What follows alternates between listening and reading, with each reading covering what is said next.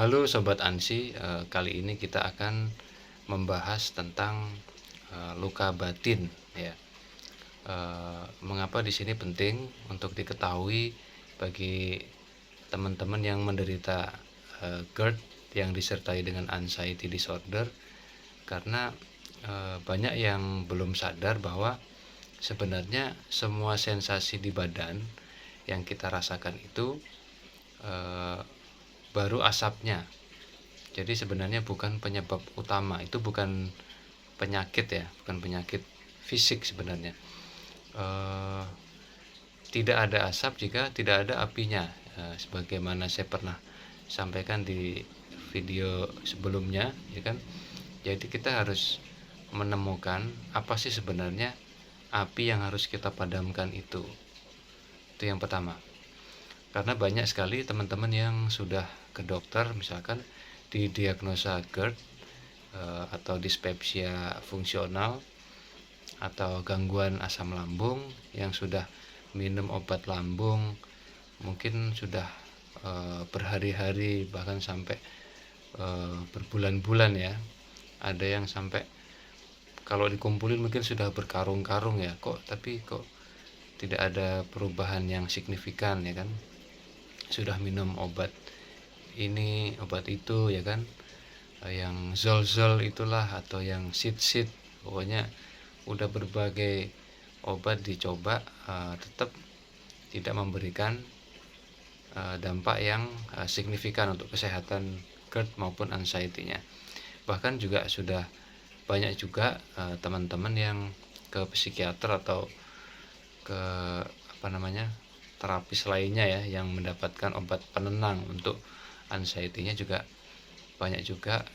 Sebagian ada yang sembuh, sebagian juga ada yang agak kecanduan ya. Jadi ketergantungan dengan obat penenang, atau mungkin kadang-kadang hanya untuk sekedar tidur pakai obat tidur seperti itu. Lalu kenapa sih sebenarnya obat-obat yang kita konsumsi itu kok tidak memberikan dampak yang seperti kita harapkan? Karena ketika kita masih dihantui dengan kecemasan, gangguan kecemasan atau was-was yang berlebih, itu produksi gas lambung kita masih sangat tinggi. Jadi itu yang menyebabkan pasang surut ya. Jadinya sudah minum obat lambung nih, asam lambungnya sudah reda, nanti karena kita masih dihantui was-was, takut mati, takut pingsan, takut penyakit ini, takut penyakit itu.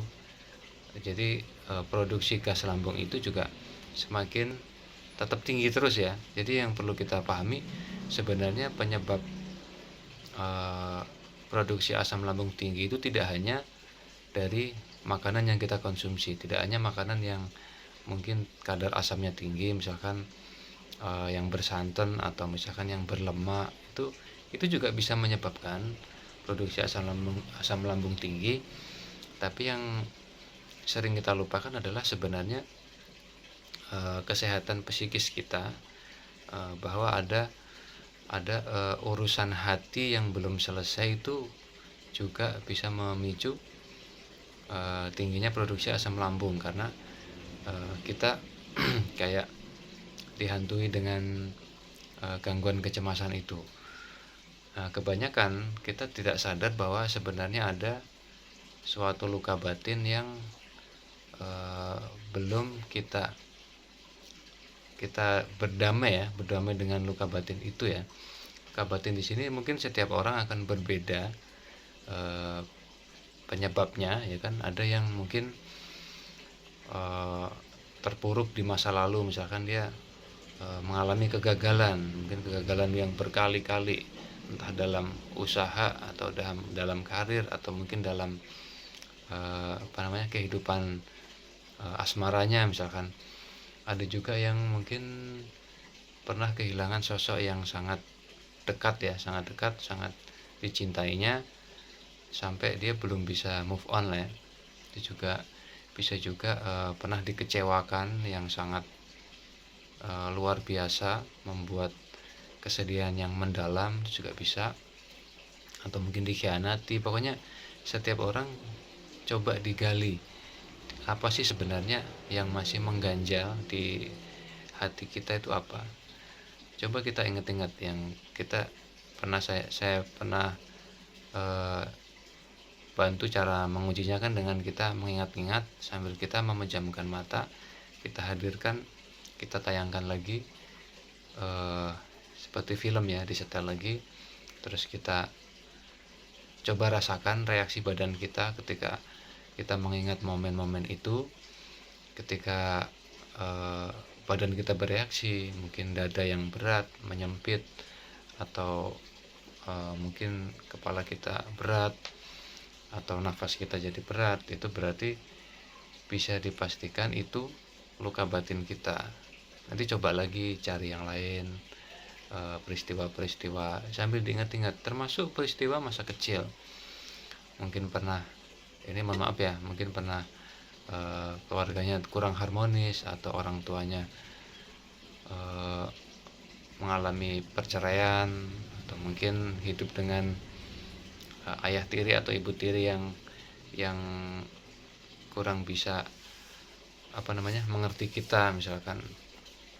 Itu coba digali. Jadi setiap orang harus ketemu dulu nih apinya apa, baru bisa kita padamkan api itu dengan terapi ya, memaafkan, terapi ikhlas masa lalu yang pernah di video saya sebelumnya, bagaimana berdamai dengan masa lalu. Jadi kata-kata yang diucapkan ya sesuai dengan yang dihadapi oleh sobat NC semua ya. Jadi pasti saya berbeda dengan teman yang lain yang misalkan luka batinnya pasti kan beda.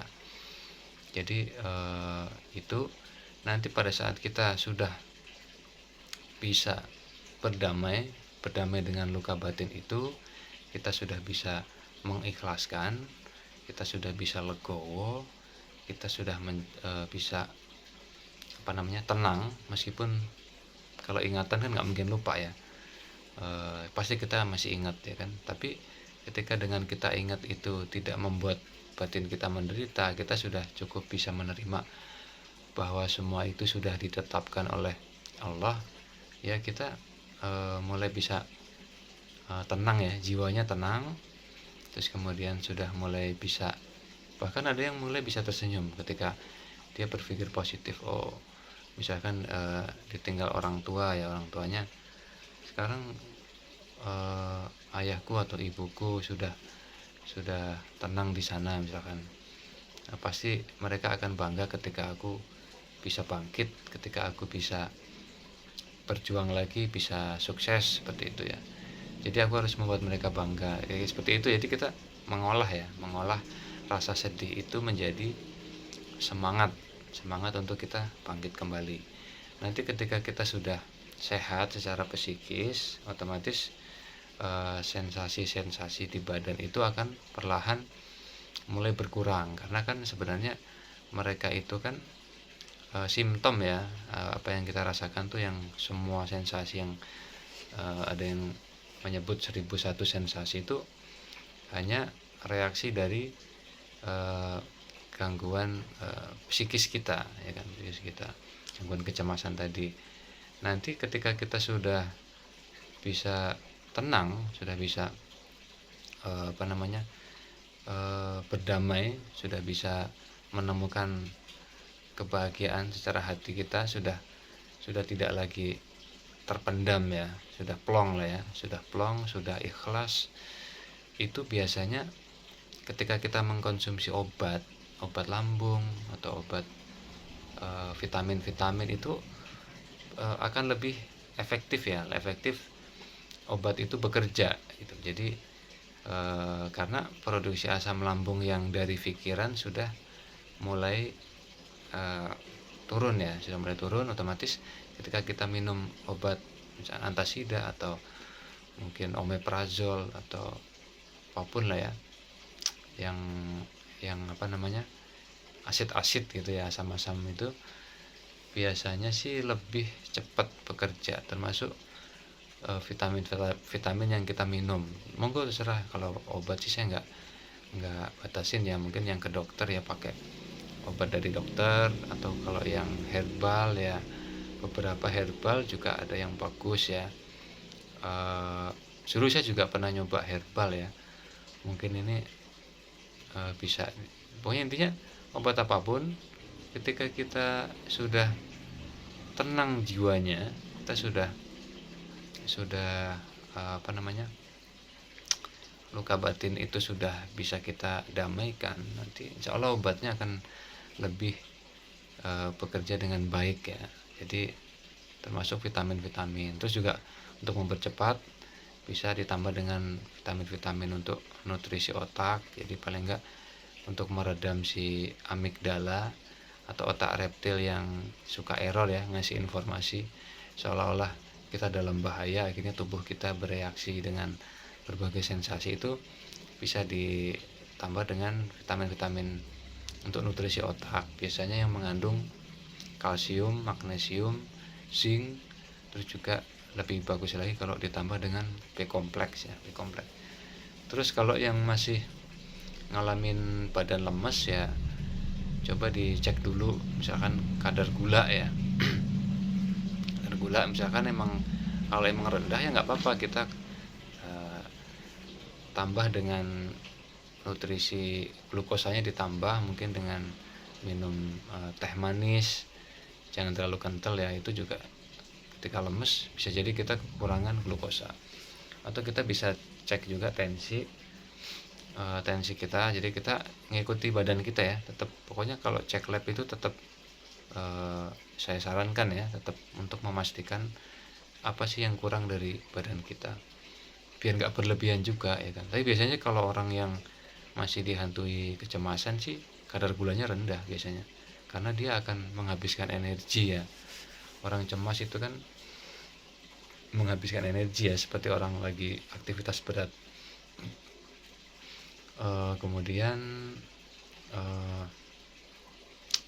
luka batin tadi sudah, intinya apa namanya,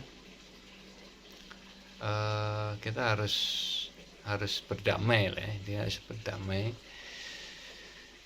karena ketika api itu padam maka asap itu akan perlahan menghilang ya kan.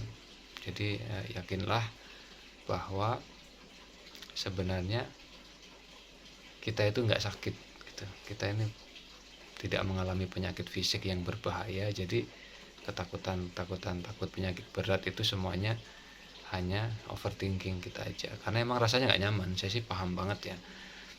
Paham banget, pasti nggak nyaman rasanya kan. Oke, paling itu untuk pembahasan tentang luka batin.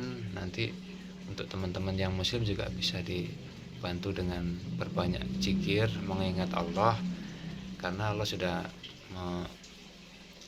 berfirman dalam Quran ya, bahwa dengan mengingatku maka hati menjadi tenang. Terus kemudian juga kita menyibukkan dengan kegiatan-kegiatan positif yang menambah kebahagiaan ya, karena hormon endorfin itu juga sangat bagus untuk kita meredam stres juga. Ketika kita teredam stresnya kan produksi asam lambung juga tidak tinggi ya. Oke, mungkin itu buat sobat NC, tetap semangat, jangan lupa setiap ikhtiar kita lakukan terus menerus, repetisi, jangan capek. Insya Allah nanti sampai pada titik tiba-tiba sembuh, kita nggak sadar, kok udah nggak cemas ya, kok udah nggak takut ini, oh iya ya, seperti itu. Nanti sembuhnya akan seperti itu, bukan yang minum obat terus sembuh. Kan orang anxiety kan biasanya pengennya cepet sembuh nih, minum obat langsung sembuh. Tidak seperti itu. Jadi kita tetap latih sampai pada akhirnya kita sampai nggak sadar bahwa kita sudah keluar dari lingkaran GERD anxiety ini. Oke. Sehat selalu ya. Jangan lupa sehat jiwa, sehat raga.